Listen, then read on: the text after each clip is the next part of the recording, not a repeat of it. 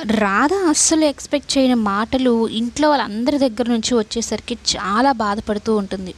ముఖ్యంగా వాళ్ళ గురూజీ అనుకుంటున్న రామచంద్రయ్య దగ్గర నుంచి కానీ, తన అత్తయ్య ఎంతో ప్రేమగా చూసుకునే అత్తయ్య దగ్గర నుంచి కానీ, ఆఖరికి మామయ్య దగ్గర నుంచి కూడా "నువ్వు హద్దుల్లో ఉండమ్మా! పక్కన వాళ్ళ విషయాలు నీకెందుకు? ప్రతిదానికి ఒక హద్దంటూ ఉంటుంది.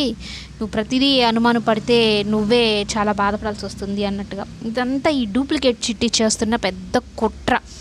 రాధని అందరికీ దూరం చేసేయాలి. రాధ మీద ఇప్పుడు అందరూ ఎంతో ప్రేమ చూపిస్తున్నారు కదా! ఆ ప్రేమ అనేది తగ్గిపోవాలి. నా మీదకి షిఫ్ట్ అవ్వాలి అన్నట్టుగా తయారు చేసేస్తుంది. రాధ ఏం మాట్లాడినా కూడా చెప్పేస్తుందనమాట. అంటే ఈమె ఫీల్ అయిపోతుంది అసలు చిట్టి అన్నట్టుగా. ఈమె క్యారెక్టర్‌లో ఉందో లేకుండా జీవించేస్తుందో కూడా తెలియనంతగా. జీవించడం ఏమో కానీ దమయంతికి మాత్రం చుక్కలు చూపించేస్తుంది ఈ డూప్లికేట్ చిట్టి. అసలు ఏ మాత్రం భయపడట్లేదనమాట. ఈ దమయంతి ఉండి "ఎందుకు ఇలా చేస్తున్నావు? రాధ చెప్పింది నిజమే కదా, నేనే అసలు చిట్టి అని మాట్లాడుతున్నావు. రాధ ఏం చెప్తే అదంతా ఒంట్లో వాళ్ళకి చెప్పేస్తున్నావు ఏంటి" అని అంటే, "అవును, నేను స్టేజ్ మీద నాటకం ఆడడం లేదు. నాటకం ఆడే స్టేజ్ నుంచి దాటిపోయాను నేను ఇప్పుడు. మీరిద్దరు కలిసి నన్ను ఏమీ చేయలేరు. నేను అనుకున్నదే చేస్తాను. నేను ఈ ఇంటికి అసలు చిట్టిగా ఫిక్స్ అయిపోయాను. విక్రమ్ కృష్ణని పెళ్లి చేసుకుంటే తనకు భార్యగా ఉంటే నీ ఆస్తి మొత్తానికి వారసురాల్లాగా ఉంటాను" అని రివర్స్‌లో దమయంతికే గన్ గురిపెట్టి మరీ వార్నింగ్ ఇస్తుంది. దమయంతి గన్ గురిపెడితే.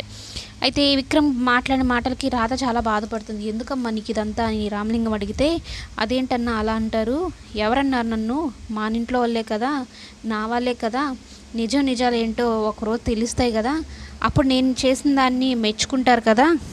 నా కళ్ళ ముందు ఒకరు మోసం చేస్తున్నారు, తప్పు జరుగుతూ ఉంది. ఆ తప్పు మనకు తెలిసిన తర్వాత కూడా దాని గురించి మనం మాట్లాడకుండా, దాని గురించి బయట పెట్టకుండా ఉంటే ఎలాగా? గురూజీకి అసలు నిజం తెలియాలి కదా."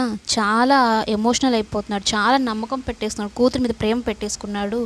తను అసలు కూతురే కాదు అని తెలిసినప్పుడు ఆయన ఎంత బాధపడతాడు అని చెప్తాడు. అయితే ఈ దొంగ చిట్టి ఏం చేస్తుందంటే విక్రమ్ దగ్గరికి వెళ్ళి రాధ గురించి తప్పుగా చెప్పాలని చూస్తుంది. కానీ రివర్స్‌లో విక్రమే చిట్టికి చెంప పగిలేలాగా మాట్లాడతాడనమాట. "నా భార్య గురించి తప్పుగా మాట్లాడావంటే మాత్రం ఊరుకునేది ఉండదు చూడు" అని. "నేను తాళి కట్టిన భార్య 6 నెలలుగా కాపురం చేస్తున్నాను. తను ఏంటో నాకు తెలీదా, తన నిజాయితీ ఏంటో నాకు తెలీదా, ఇప్పుడు నువ్వు వచ్చి చెప్పాలా పెద్ద" అన్నట్టుగా ఈ చిట్టికి వార్నింగ్ ఇస్తాడు. ఇక ఆ పిల్ల ఆ కోపంతో ఇంక రాధని ఏకంగా చంపేద్దామని ఫిక్స్ అయిపోద్దనమాట.